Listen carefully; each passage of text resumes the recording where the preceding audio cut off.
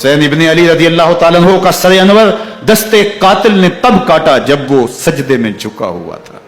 یزید نے کہا میں بیعت لوں گا، امام حسین نے کہا کبھی بھی نہیں دوں گا، یہ سر کٹ سکتا ہے جھک نہیں سکتا۔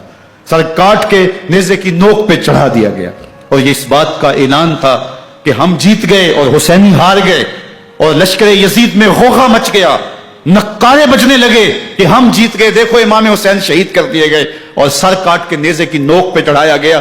لیکن لشکر یزید سے ہی آواز آئی یہ کیسا سر ہے جو کٹ کے بھی سر بلندی ہے، کٹ گیا ہے پھر بھی اونچا ہے۔ اللہ اکبر، یہ سر سجدے میں کٹا ہے، رب کے حضور عبادت کی حالت میں کٹا ہے۔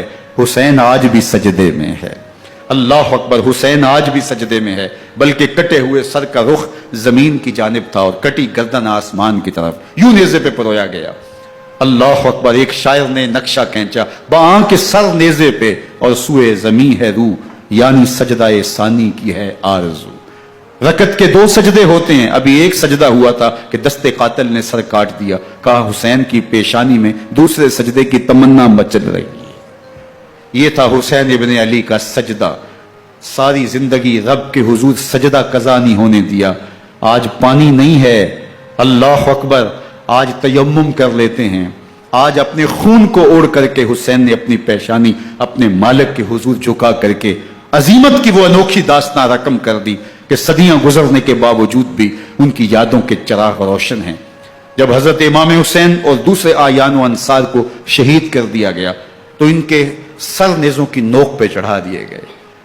حضرت امام حسین کا کٹا ہوا سر اور باقی 71 افراد کے کٹے ہوئے سر نیزوں کی نوک پہ، اور 10 سواروں کو ابن سعد نے کہا کہ ان کو رون دو، اور گھوڑوں کی ٹاپوں تلے حضرت امام حسین رضی اللہ تعالیٰ عنہ اور ان کے آوان و انصار کو جو ہے وہ روندا گیا، حتیٰ کہ ان کی استخوان مبارک، ان کی ہڈیاں بھی چور چور ہو گئیں۔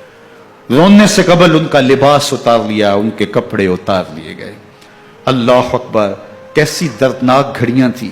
یزید کا صرف یہی بد کرداری کا مرحلہ نہیں تھا، اس کربلا کے صحرا کے اندر یزید نے جس طرح امام حسین رضی اللہ تعالیٰ عنہ کو شہید کیا اور حضرت امام حسین کے خاندان کو شہید کیا، جب مدینہ المنورہ پر یزید نے مسلم بن عقبہ کو مقرر کیا، جس کو بزرگوں نے مصرب بن عقبہ کہا ہے، تو اس کو کہا 3 دن تک مدینے کا حرم تمہارے لیے حلال ہوگا، جو چاہو تم کرنا، اور شامی فوجوں کو اجازت ہوگی۔ تو وہاں بھی انہوں نے 10,000 تابعین اور 700 صحابہ کو شہید کیا۔ حضرت ابو سعید خدری رضی اللہ تعالیٰ عنہ گھر سے باہر نکلے، کافی بوڑھے ہو چکے تھے، تو انہوں نے حضرت ابو سعید خدری کو پکڑ لیا، کہا تم کون ہو؟ کہا مجھے ابو سعید خدری کہتے ہیں۔ تو کہا ہاں تمہارا نام سنا ہے، اور داڑھی سے پکڑ کے کھینچا اور کہا کہ ہے تمہارے پاس جو ہمیں دو؟ تو کہا کہ میرے پاس تو کچھ بھی نہیں، میں تو فقیر آدمی ہوں۔ تو ان کے گھر ان کو لے گئے، تو 2 کبوتر رکھے تھے حضرت ابو سعید خدری نے، تو وہ کبوتر لوٹ کے لے گئے۔ اللہ اکبر، حضرت ابن سنان رضی اللہ تعالیٰ عنہ کو جو حضور کے علم بردار تھے فتح مکہ کے دن، ان کو ستو پہلے پہ لائے اور پھر ان کی گردن کاٹی گئی اور کہا یہ ہے وہ ستو جو تم زندگی میں آخری بار پیو گے۔ ایک گھر میں داخل ہوئی شامی فوج، تو ایک خاتون کے ابھی بچہ پیدا ہوا تھا، اور قابلہ نے، دائیا نے وہ بچہ ماں کی چھاتی پہ لٹایا اور وہ ماں کا پہلا دودھ پی رہا تھا۔ تو یہ جا کے کہنے لگے نکالو تمہارے پاس جو کچھ ہے۔ تو اس خاتون نے کہا تم جانتے ہو یہ بچہ کون ہے؟ تو انہوں نے کہا ہم نہیں جانتے۔ کہا یہ حضرت ابن ابی کبشہ انماری رضی اللہ تعالیٰ عنہ کا بچہ ہے، اور یہ وہ صحابی ہیں کہ جو بیعت الشجرہ کے موقع پہ حضور کے ہاتھ پہ بیعت کرتے ہیں۔ انہوں نے اس چیز کا لحاظ نہ کیا کہ جو کچھ ہے وہ ہمیں دو ورنہ تیرے بچے کو نہیں چھوڑیں گے۔ تو ماں بچے سے مخاطب ہو کے کہتی ہے، ابھی بچہ پیدا ہوا ہے اور ماں سے پہلا دودھ پی رہا ہے، کہ بیٹے اگر میرے پاس کچھ ہوتا، وہ قیمتی سے قیمتی چیز بھی ہوتی، تیری جان کے لیے قربان کرتی، لیکن اس وقت میرے پاس کچھ ہے نہیں۔ تو ایک شکی آگے بڑھا اور بچے کو ایک ٹانگ سے پکڑ کے کھینچ کے دیوار کے ساتھ پٹخ کے مارا، جس سے دماغ کا بھیجا نکل گیا۔ کیا کیا زیادتیاں نہیں کی۔ 700 صحابہ حرہ کے واقعہ میں شہید کیے یزید نے، اور 10,000 تابعین شہید کیے۔ مسجد نبوی میں ممبر رسول کے ساتھ گھوڑے باندھے، اور وہ ممبر رسول اور مصلی رسول کے قریب لیڈ کرتے رہے۔ حضرت سعید بن المسیب فرماتے ہیں میں نابینا تھا اور حضور کے روضہ انور کے پاس بیٹھا تھا، اور یزید کے سپاہی آتے، جو بھی مسجد میں نظر آتا پکڑ کے لے جاتے۔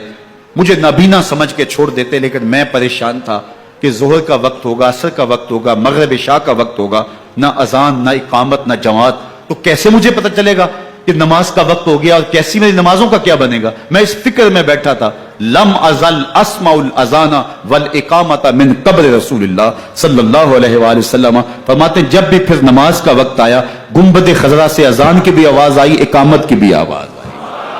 3 दिन तक मस्जिद नबवी के अंदर घोड़े बंधे रहे और मदीना की हुर्मत पामाल की। मदीना के घरों के अंदर ये बदकमाश दाखिल हुए और जो बदकारियां इन्होंने की, कलेजा मुंह को आता है। 1002 शीजाएं इन बदकारों की बदकारियों की वजह से कंवारी हालत के अंदर हमला हुई। 3 दिन तक मदीने का हरम इन्होंने पामाल किया और फिर मक्कातुल मुकर्रमा में काबातुल्लाह पर गोले बरसाए और काबा का गुलाफ जल गया। वो तो यजीद मर गया और हजरत अब्दुल्ला इब्ने जुबैर रज़ियल्लाहु ताला अन्हु ने अपनी खिलाफत का ऐलान किया। यजीद के ये करतूत थे, इधर अहले मदीना को सताया, उधर अहले मक्का को सताया और रसूलुल्लाह सल्लल्लाहु अलैहि वसल्लम के खानवादे की बेहुरमती और तौहीन की। न सिर्फ उन्हें कत्ल किया गया, उनकी लाशों पे घोड़े दौड़ाए। इब्ने साद और शिमर जो है वो खेमों में दाखिल हुआ और मुखद्दरात इस्लाम की चादरें छीनने की कोशिश की। हजरत ज़ैनब सलामुल्लाह अलैहा ने मुखातब होकर कहा, हमारे चेहरे के रखवाले चले गए हैं, जालिम तू ख्याल नहीं करता हम रसूलुल्लाह की बेटियां हैं। हजरत शहरबानो, हजरत ज़ैनुल आबिदीन और हजरत ज़ैनब सलामुल्लाह अलैहिम, इन तीनों को एक ऊंट पे बांधा गया और बाकी ऊंटों पे बाकी सादात को, हुजूर की शहजादियों को बांधा गया, रस्सियों में जकड़ा गया और ऊंटों पे बांध करके कूफे की जानब आगे आगे शहीदों के सर चल रहे हैं और पीछे ये काफिला चल रहा है। और जब ये काफिला वहां से गुजरा जहां लाशें पड़ी थी, इमाम ज़ैनुल आबिदीन 14 साल के थे और बीमार थे और उनका हौसला न हुआ, वहां गशी उनके ऊपर आने लगी। और वो मंजर इब्ने कसीर ने, बाकी लोगों सब ने लिखा है कि फिर जब उनकी ये हालत हुई तो फिर सैयदा ज़ैनब सलामुल्लाह अलैहा, जिन्होंने अभी तक बड़े हौसले के साथ सारी मुश्किलात का मुकाबला किया था, अब उनके बंधन टूट गए और आंखों से आंसू बहने लगे और सैयदा ज़ैनब थे इमाम हुसैन रज़ियल्लाहु ताला अन्हु की लाश पे खड़े होके, और वो रोंदी हुई लाश, टूटी हुई हड्डियां और वो बदन, कटा हुआ सर नेज़े की नोक पे और लाश ये पड़ी है। तो हजरत सैयदा ज़ैनब ने मदीने की तरफ मुंह करके जो है वो हुजूर से फरियाद की, या मोहम्मद आहो, या मोहम्मद आहो, हाजा हुसैनुन बिल अरा मुज़म्मलुन बिद्दमा, या मोहम्मद आहो बनातों का सबाया।